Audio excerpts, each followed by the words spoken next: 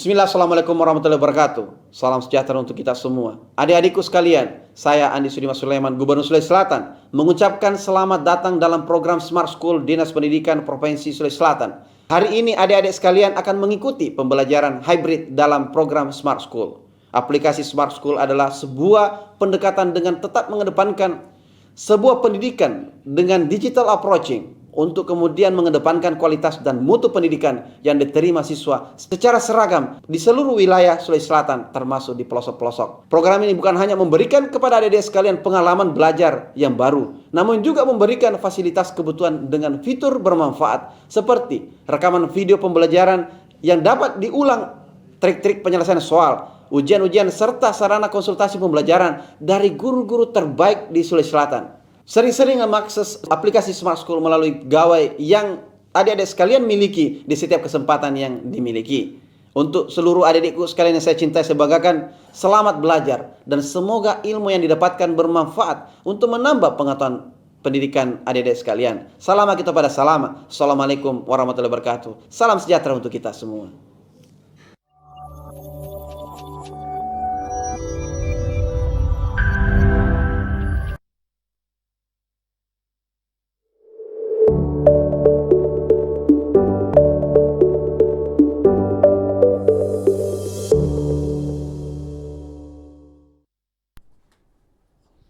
Assalamualaikum warahmatullahi wabarakatuh. Bagaimana kabarnya? Ketemu lagi dalam kegiatan generasi Smart School berprestasi cerdas Ki. Oke, baik anak-anakku sekalian, kita akan memulai pembelajaran hari ini dengan pembelajaran fisika.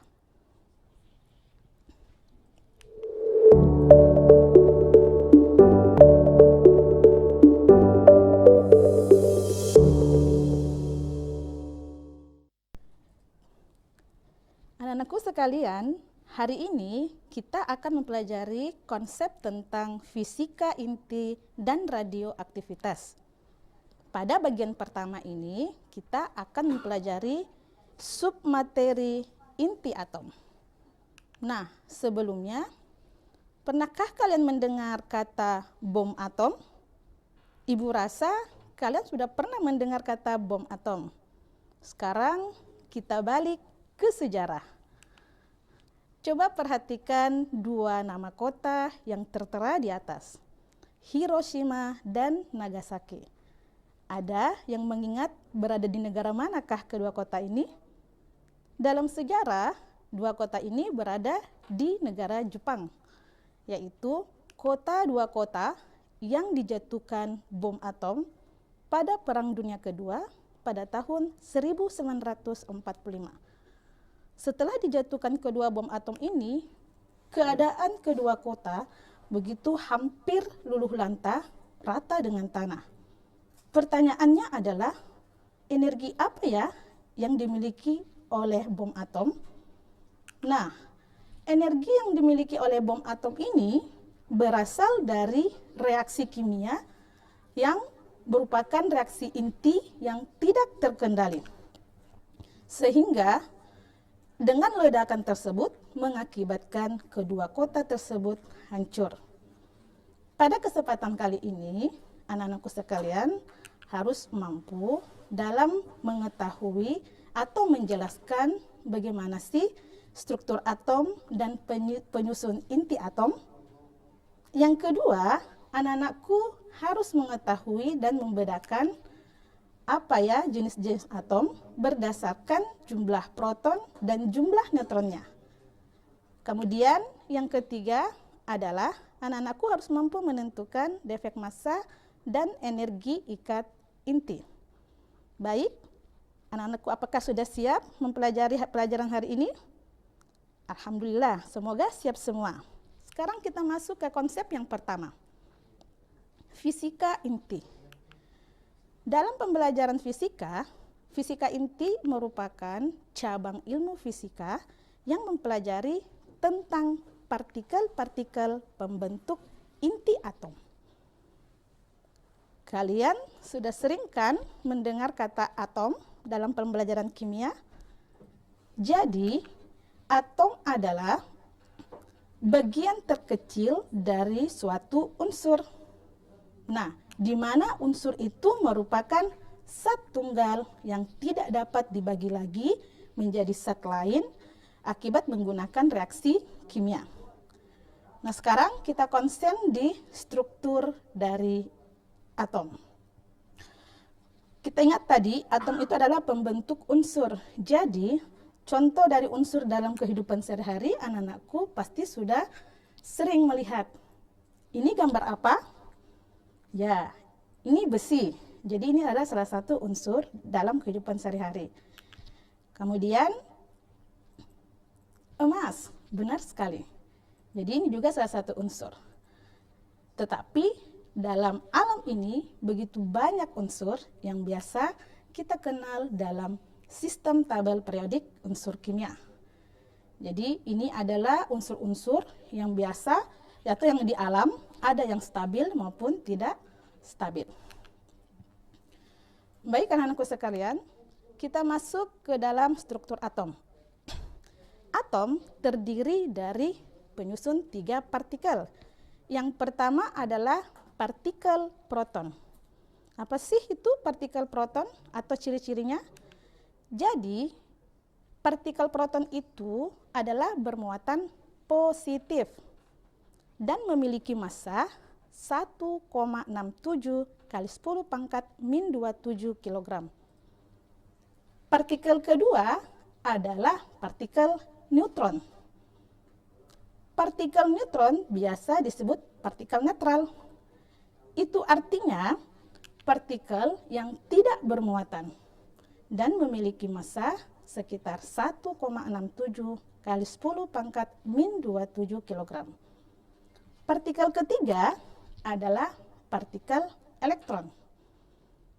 Partikel ini merupakan partikel yang bermuatan negatif dan bermassa 9,1 kali 10 pangkat min 31 kg. Jadi bagaimana? Ibu ulang, struktur atom terdiri dari 3 partikel.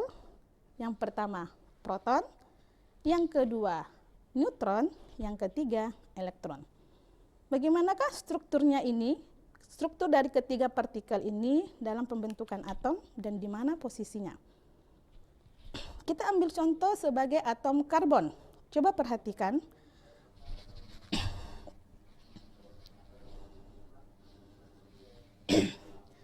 Dalam partikel atom karbon terdapat elektron, proton, dan neutron.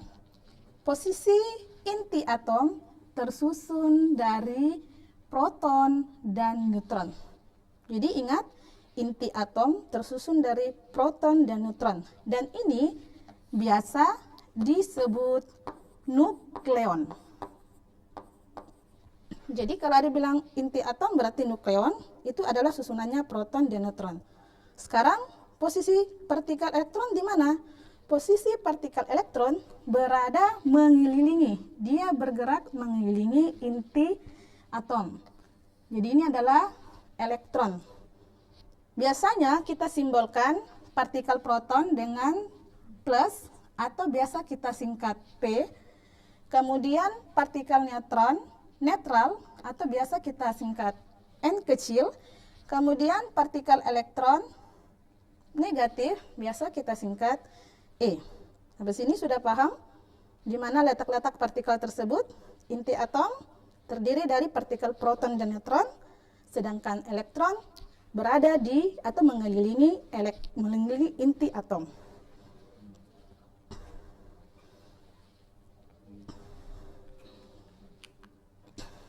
Berikutnya, setelah kita menentukan di mana posisi dari strukturnya atau partikel tersebut dalam atom, maka kita harus mengetahui lambang atomnya itu bagaimana. Jadi lambang atom itu dilambangkan dengan X, A, Z. Ya. XAZ. Sekarang perhatikan. Jadi X merupakan simbol dari unsur. Jadi X itu adalah simbol dari unsur. Kemudian A posisinya di atas itu merupakan nomor massa. Nomor massa. Sedangkan Z melambangkan nomor atom. Jadi X unsur, A nomor massa, Z nomor atom. Nah sekarang A itu apa? Nomor massa itu apa? Nomor massa itu merupakan jumlah dari proton dan neutron. Maka ini kita bisa menuliskan A sama dengan proton ditambah neutron. Berikutnya Z, nomor atom. Nomor atom itu apa? Jadi nomor atom itu menunjukkan jumlah proton atau jumlah elektron yang ada pada atom tersebut. Jadi kita bisa menuliskan Z itu sama dengan jumlah protonnya, sama dengan jumlah elektron. Dari lambang ini nanti kita bisa menentukan berapa sih jumlah elektronnya, jumlah protonnya, dan bahkan berapa jumlah neutronnya. Perhatikan persamaan ini, A sama dengan P tambah N, dan Z sama dengan P atau sama dengan E. Maka kita bisa menentukan, untuk menentukan jumlah neutron, sisa kita menuliskan N itu sama dengan A kurang Z. Jadi atas kurang bawah, maka kita dapatkan nilai neutron. Sampai di sini, apakah sudah dimengerti? Baik, sudah dimengerti.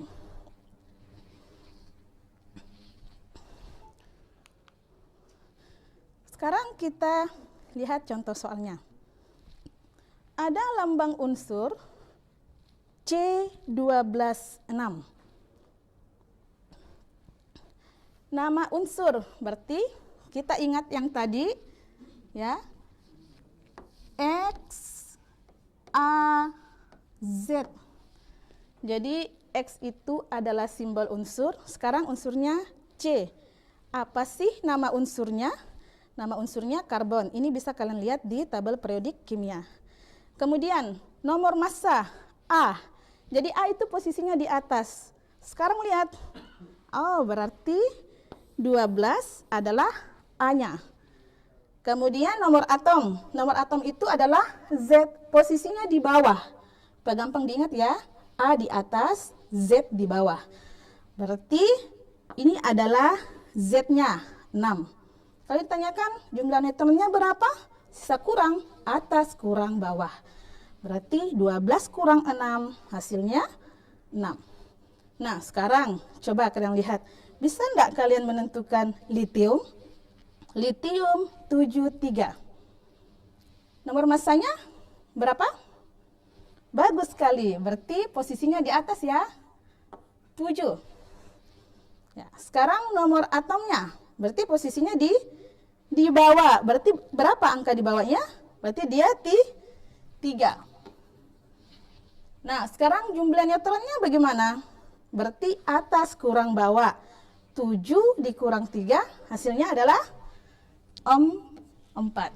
Nah, hampir di sini mudah bukan?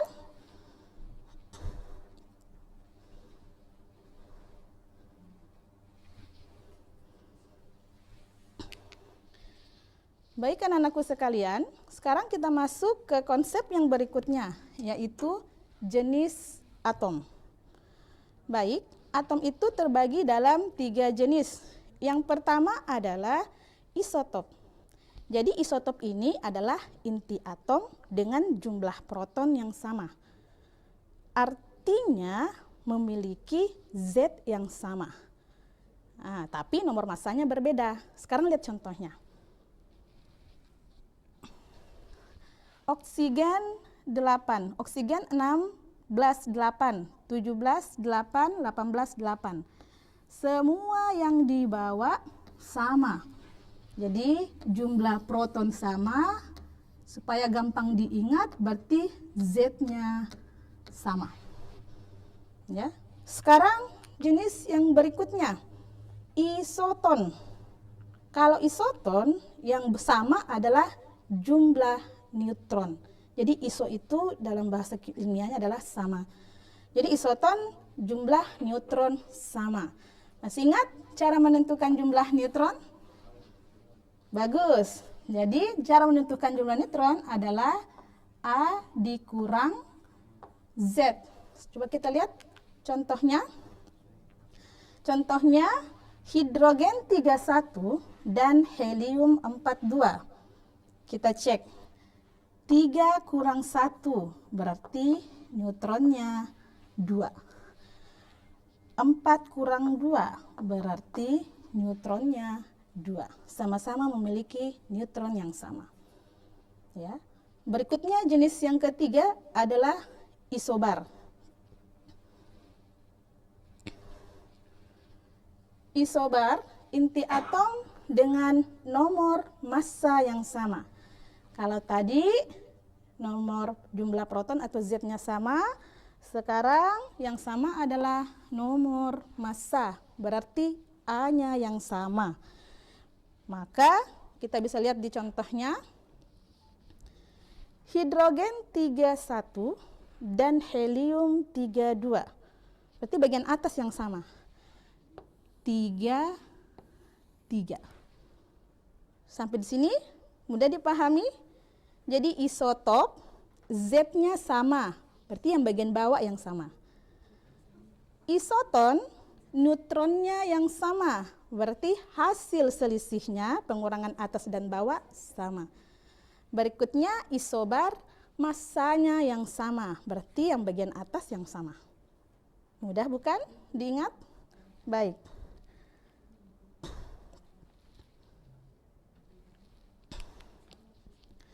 Nah, sekarang kita latihan soal. Coba perhatikan.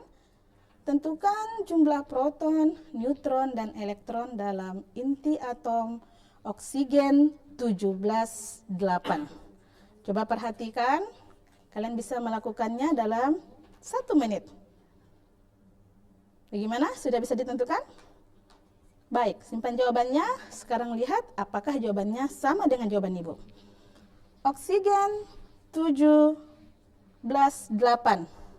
Jumlah proton berarti mewakili Z. Maka Z-nya adalah 8. Berikutnya jumlah neutron. Nah, jumlah neutron itu adalah, berarti N itu adalah A kurang Z. Nanti kita bisa tentukan, jadi berapa A-nya? Ini adalah jumlah proton, berarti sama dengan jumlah elektron.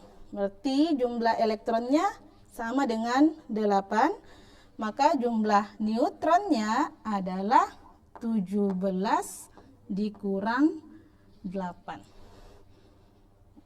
Oke, sampai di sini hasilnya berapa? Baik, jadi hasilnya adalah 9. Nah, sekarang anak-anakku sudah bisa menentukan berapa sih jumlah elektron, proton, dan neutron dalam atom. Nah, berikutnya konsep defek massa dan energi ikat. Defek massa dan energi ikat ini, sebelum kita masuk ke dalam konsepnya, kita harus tahu dulu apa satuan massanya. Ya, jadi kita harus mengerti tentang satuan massa atom. Kita tahu bahwa dalam sistem internasional massa itu satuannya kilogram. Tetapi karena kita berbicara tentang atom, berarti massa yang kita punya adalah massa yang paling kecil. Sehingga satuannya kita harus setarakan dengan kilogram. Jadi untuk massa atom biasa disebut dengan satuan massa atom. Ya, massa untuk atom itu satuannya adalah satuan massa atom biasa disebut dengan SMA, di mana 1 SMA itu sama dengan 1/12 dari massa atom karbon 12. Nah, sekarang bagaimana sih mengkonversi SMA ke kilogram? Jadi 1 SMA itu sama dengan 1,66 kali 10 pangkat min 27 kilogram. Hal ini setara dengan energi elektron volt, sehingga kita bisa menuliskan 1 SMA sama dengan 931,5 mega elektron volt.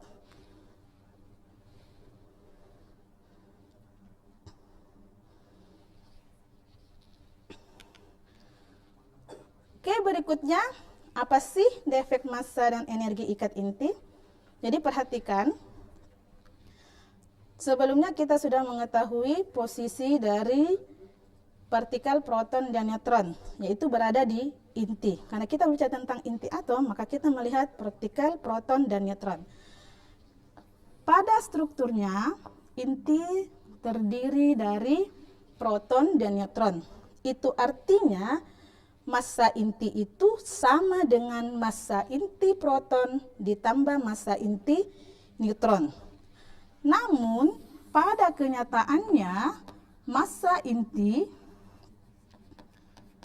itu selalu lebih kecil, sehingga terdapat selisih antara massa inti dengan massa dari proton dan neutron. Nah, selisih itu disebut dengan defek massa. Jadi, selisih massanya itu disebut dengan defek massa. Nah, untuk mengikat energi atau untuk mengikat partikel, maka dibutuhkan yang namanya energi ikat inti. Jadi, ingat, defek massa itu adalah selisihnya, kemudian energi ikat inti adalah energi untuk mengikat inti. Nah, bagaimana merumuskan defek massanya? Karena defek massa merupakan selisih dari massa, berarti defek massa sama dengan massa proton plus massa neutron dikurangi massa inti. Defek massa sendiri itu disimbolkan delta M. Kemudian massa proton itu adalah Z dikurang MP.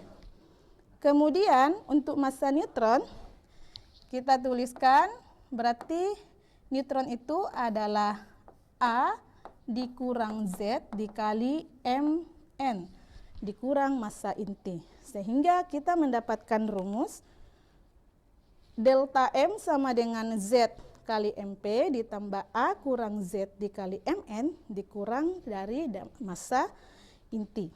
Ini berlaku jika kita melihat satu unsur. Tetapi jika kita melihat dari beberapa reaksi, maka kita menggunakan rumus defek massa adalah massa sebelum reaksi itu dikurang dengan massa sesudah reaksi. Berikutnya adalah rumus energi ikat inti. Karena energi ikat inti berhubungan dengan defek massa, maka langsung saja dikalikan. Energi ikat inti itu sama dengan defek massa dikali 931,5 MeV. Nah, sekarang mari kita latihan soal. Sebuah inti atom uranium 23892 memiliki massa inti 238 seperti di atas. Yang ditanyakan berapakah besar energi ikat atomnya. Nah, perhatikan pada soal kita sudah punya massa inti, kemudian kita punya massa proton dan massa neutron. Kemudian yang ditanyakan adalah berapa sih besar energi ikat. Ya. Perhatikan.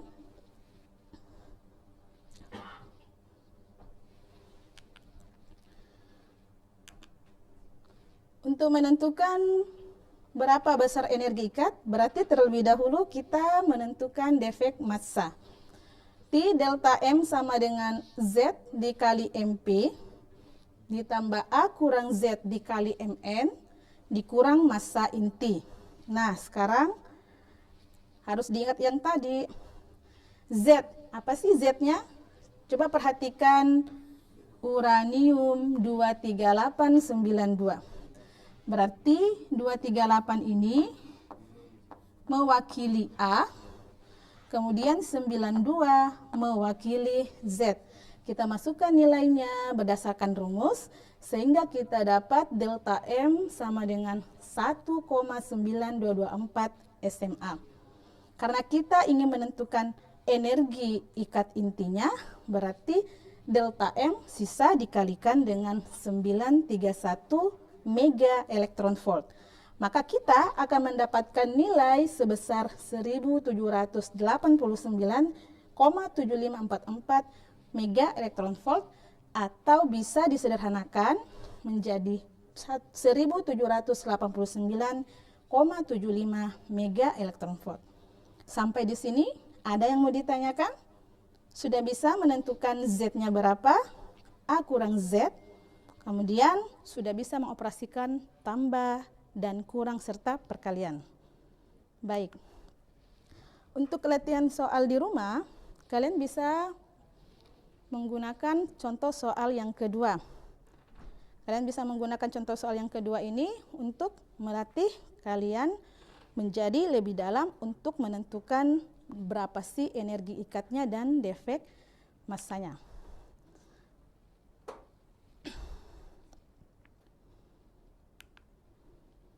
Jadi saat kalian latihan, nanti kalian mengecek dulu. Jadi kalian latihan dulu. Kemudian setelah itu kalian mengecek apakah sama dengan hasilnya. Nah, kalau kalian memiliki hasil yang sama, berarti otomatis kalian sudah mampu menyelesaikan dengan menggunakan rumus tersebut. Baik anak-anakku sekalian, hari ini rangkuman pelajaran kita adalah yang pertama, atom itu adalah bagian terkecil dari suatu unsur. Kemudian unsur itu merupakan zat tunggal yang tidak bisa dikeluarkan lagi. Dan atom terdiri dari 3 partikel, yaitu proton, neutron, dan elektron. Kemudian dilambangkan dengan X, A, Z. Dan yang berikutnya adalah defek massa itu merupakan selisih massa dengan rumus delta M sama dengan Z dikali MP ditambah A kurang Z dikali MN dikurang massa inti, atau defek massa itu rumusnya adalah massa sebelum reaksi dikurang massa sesudah reaksi. Yang terakhir adalah energi ikat inti, merupakan energi yang digunakan untuk mengikat inti. Kemudian rumusnya adalah energi ikat inti sama dengan delta M dikali 931,5 mega elektron volt. Mudah-mudahan hari ini anak-anakku sudah bisa memahami pembelajaran hari ini. Berikutnya, sekian dan terima kasih. Hari ini kalian sudah mempelajarinya. Makasih.